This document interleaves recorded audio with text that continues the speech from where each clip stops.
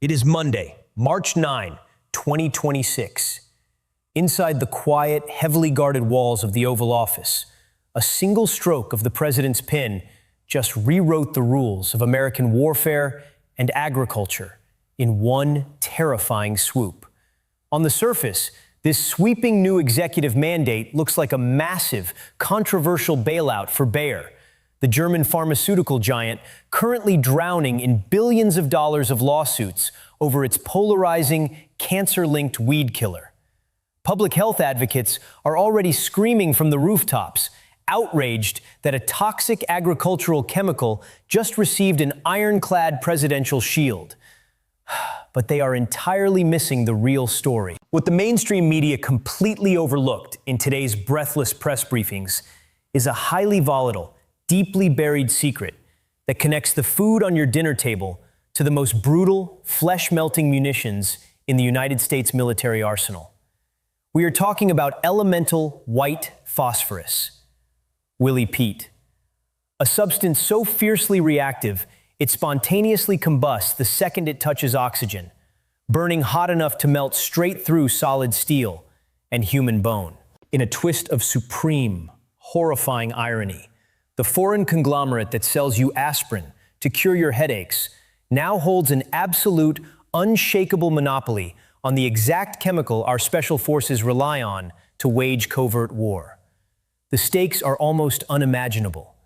If this corporation walks away from its liability nightmare, the American military-industrial complex faces a catastrophic supply chain collapse. But before we expose the multi-million-dollar lobbying web that bought this Oval Office decree, hit that subscribe button, like this video, and drop a comment below. Does a foreign entity wield too much power over the US military? Stick around, because the truth of what just happened in Washington is darker than anyone realizes. An executive mandate straight from the Oval Office just threw an ironclad protective shield around one of the most polarizing weed killers on the planet. Naturally, public health advocates, who have spent years sounding the alarm over its alleged ties to cancer, were absolutely livid. But here's the twist the mainstream coverage completely missed. Buried deep beneath the outrage over agricultural chemicals was a highly volatile secret: the uninterrupted manufacturing of American military munitions. You see, the German conglomerate Bayer doesn't just produce the herbicide. They hold an absolute, unchallenged monopoly in the United States on a substance known as elemental white phosphorus. It is the foundational ingredient for their weed killer, yes, but it is also the vital core of incendiary weapons, munitions specifically designed to blanket battlefields in blinding smoke screens and burn both property and human targets to ash. Make no mistake, the sheer military necessity of this chemical was the quiet engine driving the president's sweeping decree. Sources with direct knowledge of the Oval Office's inner workings confirm that this wasn't just about farming. The administration viewed the corporation's chemical operations as a dire national security asset. One insider explicitly pointed to recent US military maneuvers as the catalyst. When pressed on the military connection, the White House press secretary didn't blink, firmly declaring that the commander-in-chief's executive action was rooted squarely in the defense of the nation. The administration tried to throw a bone to critics, noting that federal dollars are now chasing safer alternatives to the chemical spray. But step back and look at the sheer irony of the situation. Bayer, the foreign megacorporation you recognize for stocking your medicine cabinet with aspirin and Alka-Seltzer, is a heavily entrenched cog in the American military-industrial complex. And the material in question? White phosphorus is terrifyingly effective. It spontaneously combusts the second it touches oxygen. It spews blinding smoke and burns at temperatures so extreme it can melt right through solid metal. Ever since swallowing Monsanto in 2018, Bayer has controlled the absolute last remaining facility on American soil capable of forging this element. Hidden away in Soda Springs, Idaho, they pull raw phosphate rock straight out of the local earth. The lion's share of that yield goes directly into their blockbuster herbicide, which remains the absolute bedrock of the U.S. agricultural machine. But that same chemical empire is currently under siege. Thousands upon thousands of lawsuits have hammered the corporation over alleged devastating health impacts, already draining billions of dollars from their coffers. In full survival mode, the company has deployed an army of lobbyists to flood state houses and the halls of Congress, desperately seeking a legislative fortress against further litigation. They've even taken their fight to the highest court in the land, praying the Supreme Court will cap their catastrophic liability this coming April. Yet, while they fight these massive legal battles over farm chemicals, a quiet pipeline flows from their refineries to the Pentagon. Through a network of middlemen, the company funnels this highly volatile material straight to the military's munitions plants at the Pine Bluff Arsenal down in Arkansas. The president's executive order didn't mince words.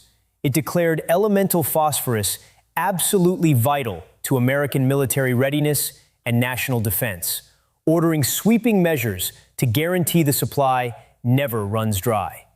It is the lifeblood of illumination rounds, smoke deployments, incendiaries, and even advanced defense tech semiconductors. By holding the sole keys to the white phosphorus kingdom, a foreign pharmaceutical giant suddenly wields immense, unparalleled leverage over both the American food supply and the United States war machine. But walking this tightrope carries massive reputational damage. The corporation is now inextricably shackled to a universally vilified pesticide and the lethal edge of the armed forces, right as the commander-in-chief flexes America's military muscle on the global stage. Defense analysts point out these specific munitions aren't meant for dropping from the sky in the kind of airstrikes we're seeing in Iran. They are ground game tools, deployed by special forces. Think covert operations against drug cartels in Latin America, or hypothetical boots-on-the-ground maneuvers in Cuba. It is a brutally effective tactical asset to mask troop movements. Using it isn't a war crime in itself, unless, of course, you unleash it deliberately against a civilian population. Unsurprisingly, environmental watchdogs are furious. They argue the administration's sudden pivot to national security is a convenient smokescreen to bury glaring public health alarms. Remember, the World Health Organization's Cancer Research Division has explicitly flagged this chemical as a probable human carcinogen. But the corporation didn't just sit back and hope for the best. They bought unparalleled influence.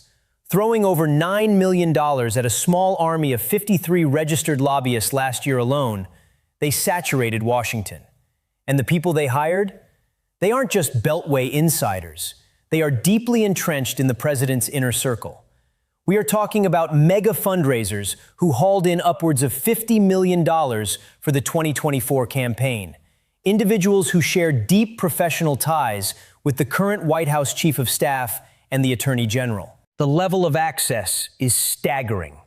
Internal communications recently dragged into the light reveal the corporation's top executive casually checking in with the head of the EPA regarding the Supreme Court showdown and their star chemical.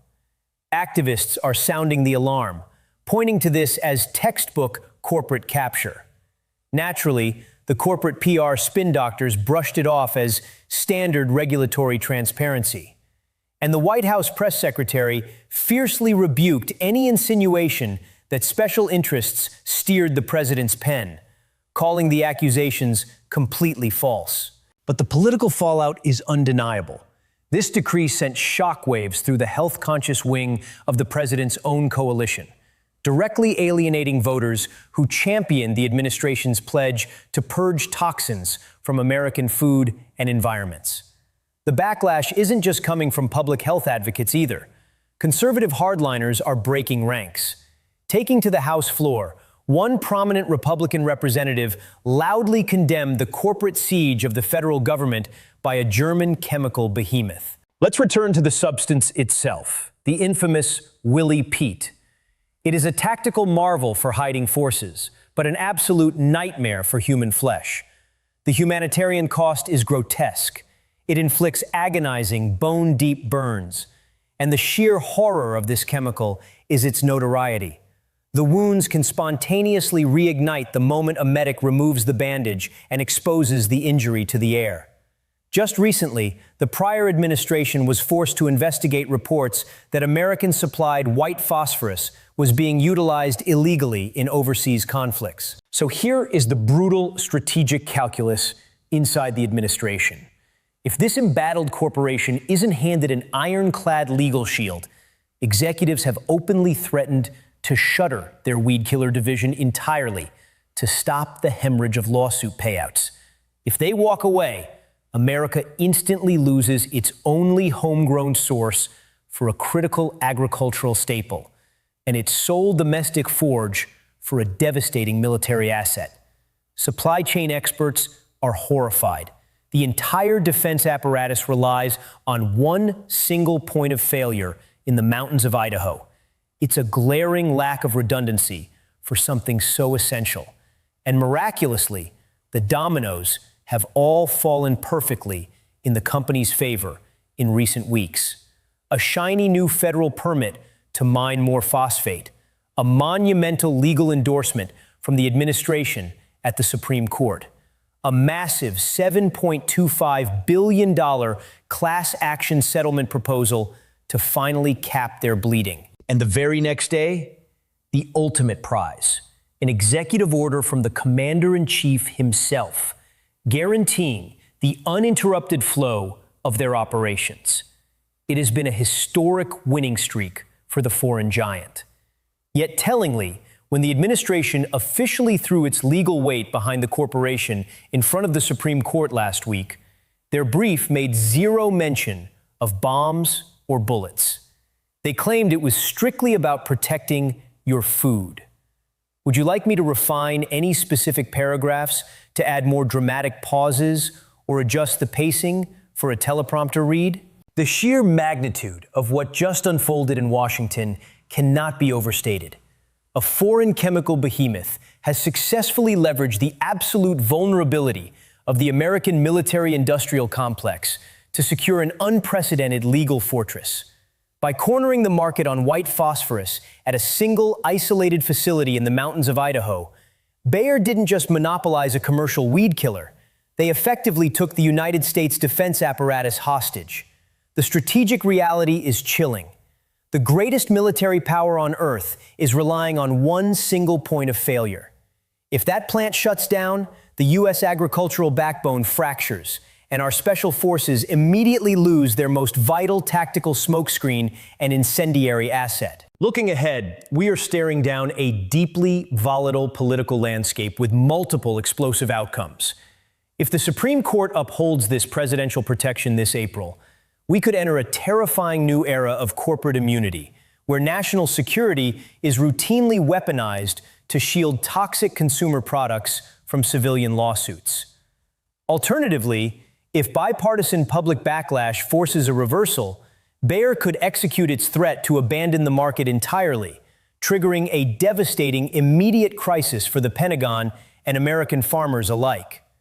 The tension in Washington is electric, and the fallout from this Faustian bargain is far from settled.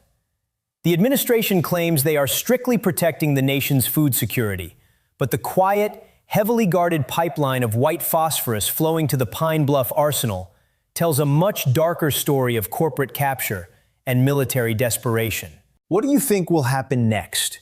Will the Supreme Court hand Bayer a blank check, or will public outrage force the administration's hand? Drop your predictions in the comments below. If you found this deep dive eye-opening, make sure to hit that subscribe button, smash the like icon, and share this video to expose the truth. Stay tuned.